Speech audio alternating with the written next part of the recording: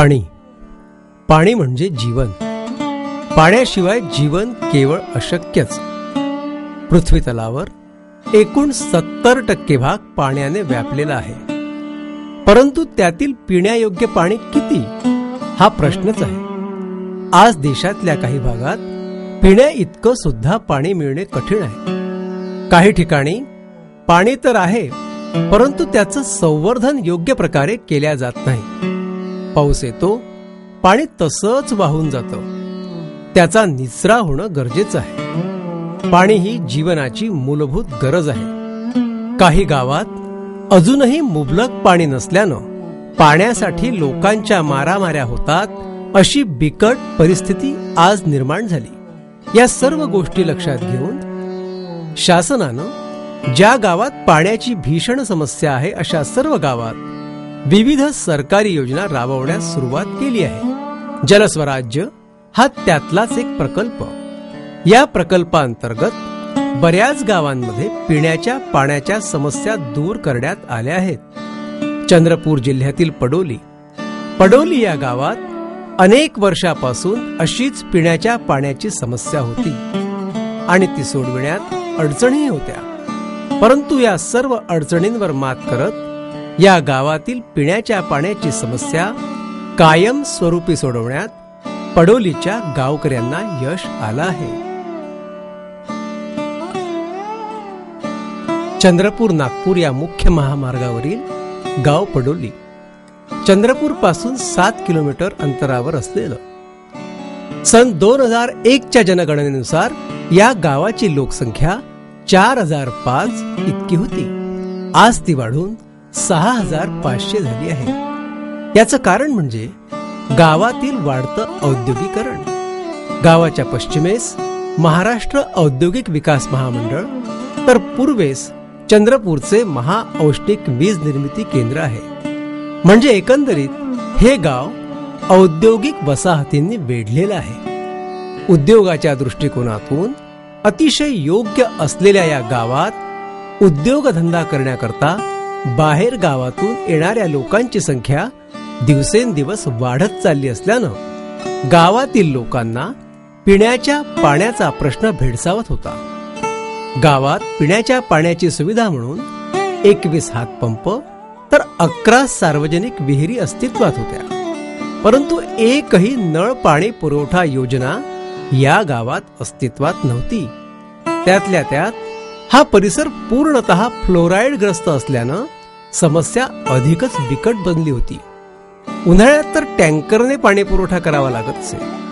अशा परिस्थितीत 2004 साली जागतिक बँक अर्थसहाय्यित जलस्वराज्य प्रकल्पाचा गावकऱ्यांनी स्वीकार केला आणि आता जलस्वराज्य प्रकल्पामुळे गावातील पिण्याच्या पाण्याचा प्रश्न लवकरच मार्गी लागेल अशी आशा सर्वांना वाटू लागली. पहिला खूप पाण्याचा शॉर्टेज होता पडलेला.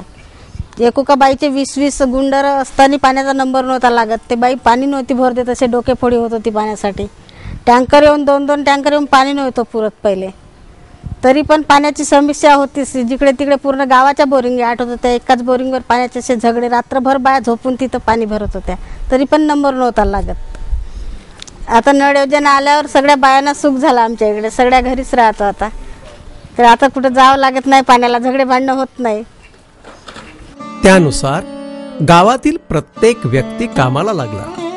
गावात ग्रामसभा आयोजित करून त्यामध्ये ग्रामीण पाणी पुरवठा व स्वच्छता समिती, महिला विकास समिती, सामाजिक लेखा परीक्षण समितीची निवड करण्यात आली. गावाला तांत्रिक बाबींचं मार्गदर्शन व्हावं याकरता महाराष्ट्र जीवन प्राधिकरण या माध्यमाची निवड करण्यात आली. या गावात सुरुवातीला मार्गदर्शक संस्था म्हणून इसार या संस्थेची निवड करण्यात आली. इसार या संस्थेद्वारे कार्यशाळा, प्रशिक्षण शिबिर, वॉर्ड सभा, ग्रामसभा तसंच कला पथकांद्वारे लोकांमध्ये पाण्याविषयी वेळोवेळी जनजागृती करण्यात येत असे. सुरुवातीला ग्रामपंचायत बळकटीकरण व उपप्रकल्प 1 या अंतर्गत गावाला काही निधी प्राप्त झाला. या निधीतून ग्रामीण पाणी पुरवठा आणि स्वच्छता समितीच्या सदस्यांची अभ्यास सहल आयोजित करण्यात आली.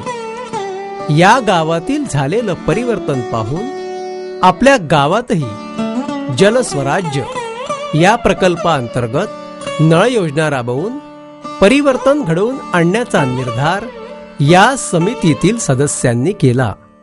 नळ योजना राबविण्यासाठी जवळपास 2 कोटी इतका खर्च अपेक्षित होता.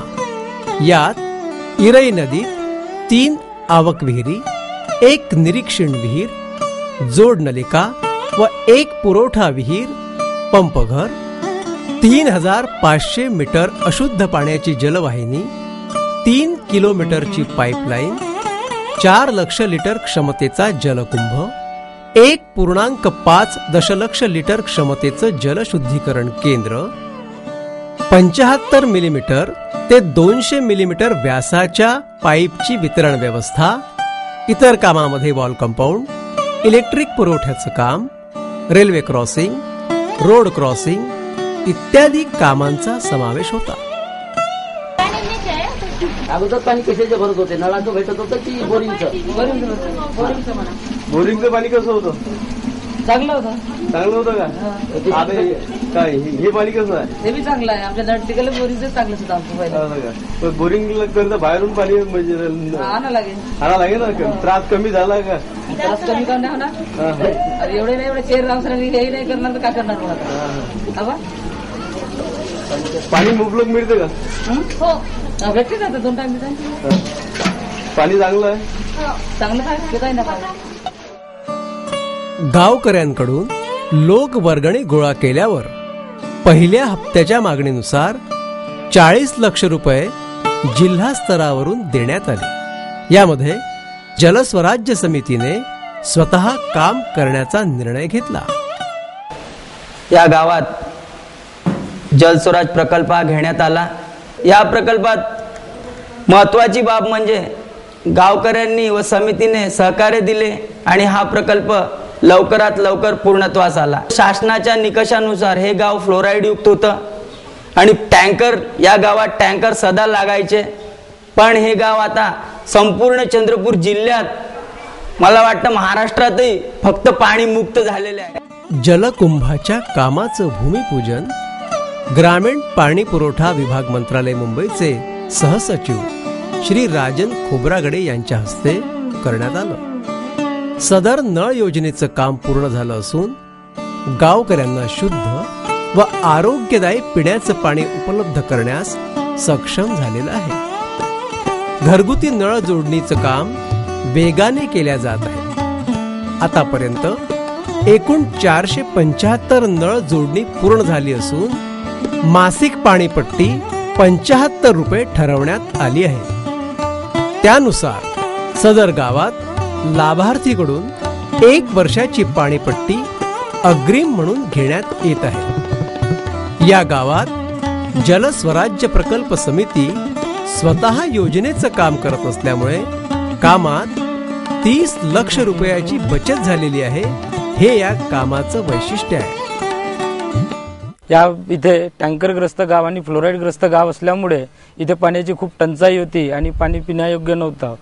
त्यामुळे या गावात जलस्वराज्य प्रकल्पाची निवड करून घेतल्यानंतर या कामाला सुरुवात झाली. इथे त्यानंतर इथे रात्री पाण्यासाठी लाईन लागत होती.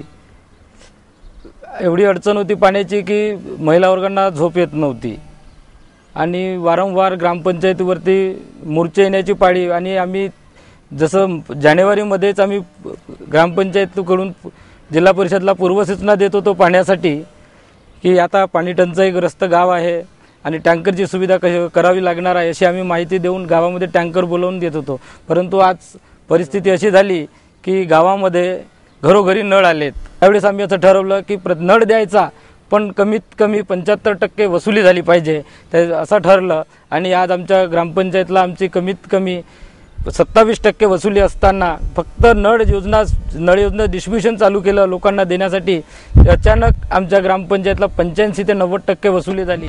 16 मार्च 2009 रोजी जागतिक बँकेच्या प्रतिनिधी श्रीमती मोहो चतुर्वेदी यांनी पडोली जलस्वराज्य प्रकल्पाला भेट देऊन योजनेच्या एकूण कामाची पाहणी केली.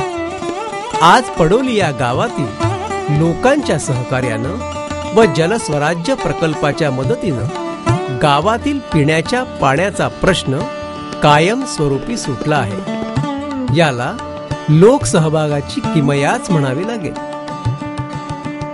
आज महाराष्ट्रात अशी अनेक गावं आहेत की ज्या ठिकाणी अजूनही पिण्याच्या पाण्याच्या समस्या आहेत. पडोली गावातील जनतेप्रमाणेच त्या गावातील गावकऱ्यांनी शासकीय प्रकल्पांना मदत केल्यास गावाचा विकास झाल्याशिवाय राहणार नाही. कारण देशाचा विकास करावयाचा असेल तर पहिले गावखेड्यांचा विकास होणं गरजेचं आहे. चला तर मग जोमानं कामाला लागूया.